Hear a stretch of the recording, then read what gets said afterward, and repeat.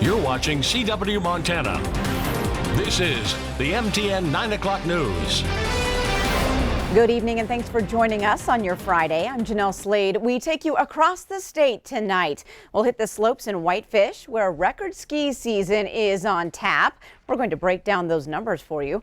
Plus, the First Lady, a no-show at Yellowstone National Park today. We'll have the details on her last-minute cancellation. But first, Butte police are still searching for answers in the tragic death of a 5-month-old baby girl. Now, the infant found dead inside a car with her mother and brother asleep. Tonight, MTN's John Amy has the latest details surrounding this tragedy that unfolded just feet away from Butte police. Police are continuing their investigation into the death of a 5-month-old infant who was found in a car that was parked here at this intersection with her mother, who was sleeping at the time, on September 25th. Police are still awaiting the completed autopsy report on the victim, which should be done by next week. As of Friday, no one has been detained and no charges have been filed in this matter.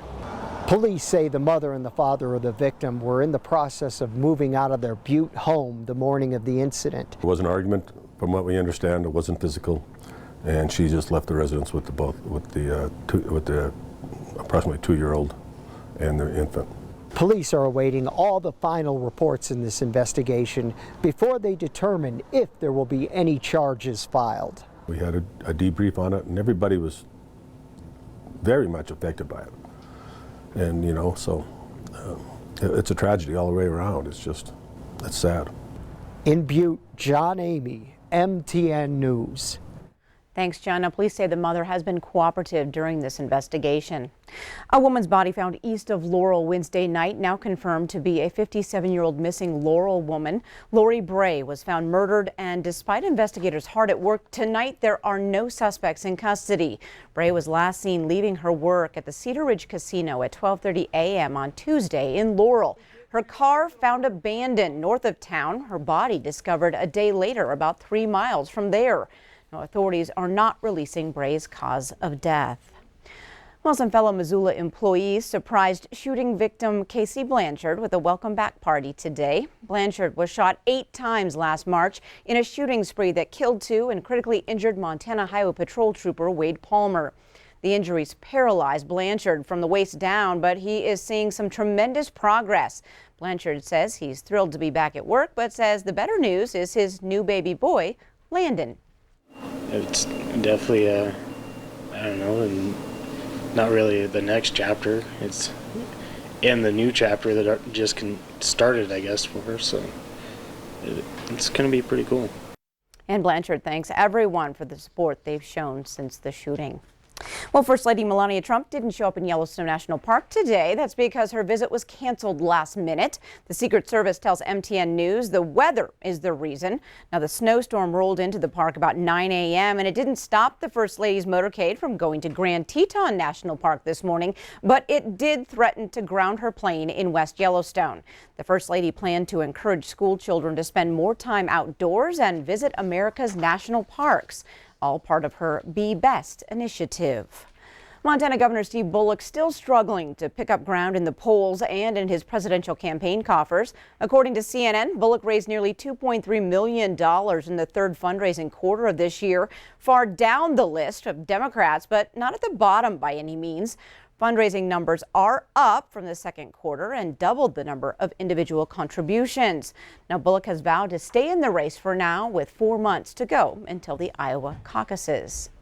Well, the Montana Lottery says it's now time for the public to weigh in on its proposed rules for the future of sports gambling. That proposal states anyone wishing to place bets would have to establish a sports wagering account with the Montana Lottery.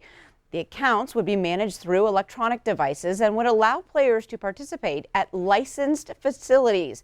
Steps to encourage responsible gambling, such as including deposit and spending limits, are also being considered. Now, the proposed rules would open sports wagering to any business in Montana that is licensed by the lottery or is managed or owned by someone with a gambling operator license.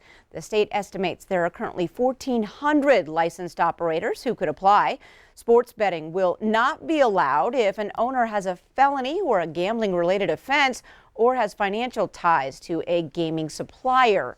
Now, there is a one-time non-refundable application fee of $50. Now, the public comment period will be open for a minimum of 30 days. A public hearing is planned for October 28th at the Montana Lottery headquarters in Helena. Well, statewide education results are out. MTN's Jonathan Ambarian talks with education leaders as he takes a closer look at this year's results. This week, the Montana Office of Public Instruction announced the results of the statewide Smarter Balanced Assessment for the 2018-2019 school year. The data showed mixed results and relatively small changes compared to the 2017-2018 school year. For 3rd through 5th grade, the number of students with at least proficient English language arts scores was down more than half a point from the year before, while in math, the percentage of proficient students rose slightly. In 6th through 8th grade, proficiency rates were up slightly in both English language arts and math. State Superintendent of Public Instruction, Elsie Arnson, said in a statement that the results will help leaders identify areas where they can work to support improvement. She said OPI is committed to working with schools to move the needle on student achievement. In Helena, Jonathan Ambarian, MTN News. A mine located just north of Nyhart is coming down. Silver, lead, and zinc were all mined at the historic Evening Star mine. The remaining structures have become increasingly unstable, and the soil is too toxic for both the safety of the surrounding land and people. Now, the soil will be treated to prevent groundwater contamination, and the water coming off from the mine entrance will be diverted. The project will take 3 to 4 weeks to complete. The reason we take the buildings down because it's in a very stage of degradation. It could be collapsed anytime, so we don't want to have any physical hazard for the people coming to this area because this is a very popular location. The travelers, the people travel on Highway 89 could stop by and could get hurt. Meanwhile, cleanup at the Mike Horse mine site east of Lincoln, Montana is nearing completion. The project has cost tens of millions of dollars and has removed nearly 1 million cubic yards of contaminated dirt. This weekend, if you are interested, there's a public tour to update the progress. Now, this cleanup and remediation at the Upper Blackfoot mining complex started in 2014. State and federal officials toured the forest area north of Butte today in an effort to better manage forest land.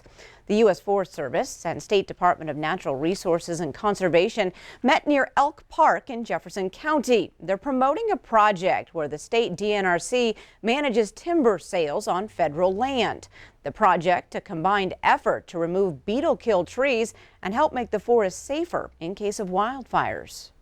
We can fight fire by doing good timber harvest and healthy forest investments because, you know, thick stands of dead lodgepole are almost impossible to put firefighters into, and actually we don't want to risk their lives in these types of stands.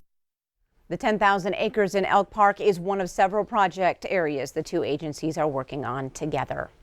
Well, Whitefish Ski Resort now gearing up for another record-breaking season. The resort just sold more than 11,500 season passes.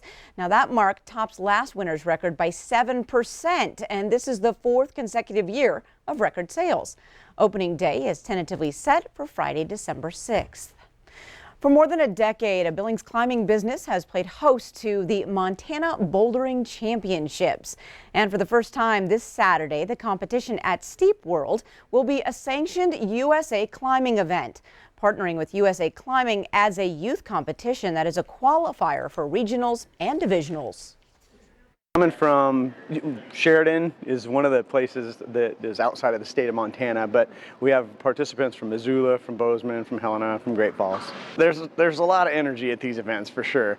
Kids, it's great camaraderie. This individualized sports tend to have really good camaraderie. That even the fiercest rivals will be hooting and hollering for each other at this event, and that's one of the really fun things about it. Now, youth climbing runs from 10 a.m. to 1 p.m. tomorrow, and adult finals begin at 6:30 p.m. again in Billings. Still to come on your statewide 9 o'clock news, music to the ears, a teenage prodigy about to take center stage with the Great Falls Symphony. But first, Bob, how's that weather looking? Well, Jeanelle, we had some light rain showers in the first wave of moisture that moved through south central Montana this afternoon. Now another wave of moisture is getting ready to move into western Montana again tomorrow. We'll tell you what that could mean coming up after the break.